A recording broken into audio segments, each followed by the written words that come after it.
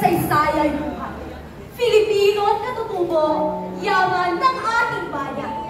Paglinang sa wika, daan ng pagkakaisa. Sa puso't diwa, pagmamahal sa lahat. Sa ating bayan, wika'y kayamanan. Katutubong wika, dapat pangaingatan.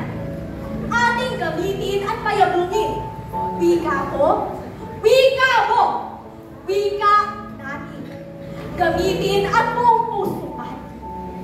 Kung hindi natin kayang gamitin, kung hindi natin aalalahanin, bukas, makalawa, maging asignaturang mga bansa, baka tuluyan ng mawala. Bakit? Bakit sa panahon ngayon, mas madalas mong tangkilikin ang wika ng iba? Wika ng mga banyagang pinipilit mong kinukuha. Anyong saranghe, opa, napatiligwahin nila'y kinakopya mo na. Hindi hadlang ang pagkakaiba-iba sa ang bansa, ang maglahi, limi at kultura. Wikang Pilipino, ating panatilihin sapagkat ito ang magbubuklod sa atin. Sa mundo natin unti-unti ng nagbabago sa pagdating ng pandemya, sa pagpusbong ng teknolohiya. Wala namang masama sa pagpusbong ng bansa. Sa akin lang, gamitin natin ito para may reserva ang kultura at wika. Ipreserva natin sa ating puso at isipan pati sa ating dilapat na sa daanan at paaralan. Huwag natin kaligtaang mahalin at mahalagahan.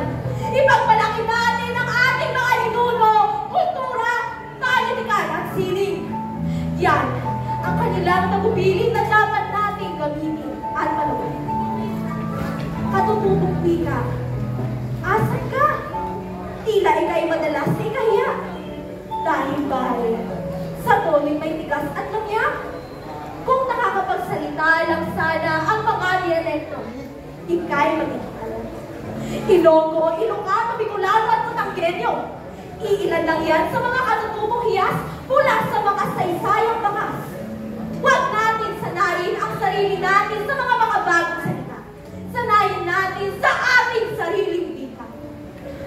At akin ang tatapusin sa isang habilin.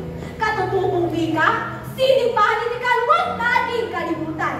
Pagkakaisa sa pagtuklas at paglikha, kaagapay ang Pilipino at katutubong wika. Sa bilang ng 5, 4, 3, 2, 1. Isa-isahin natin